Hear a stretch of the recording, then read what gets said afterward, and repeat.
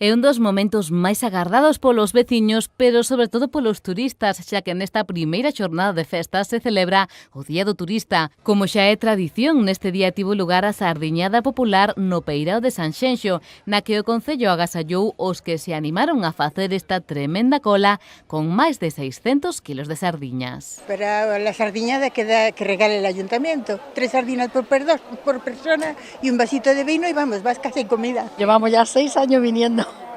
Son de Orense.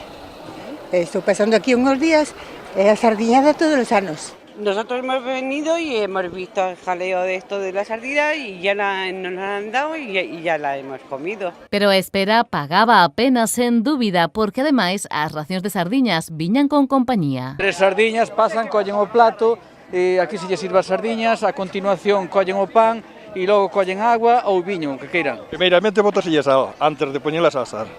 E despois, poñes a asar, non leva nada máis que iso. E as brasas estamos desde a mañán, desde as 7 da mañán que empezamos a facer o montaje, preparar a brasa e hasta chegar aquí. E hasta terminar, despois recoller todo.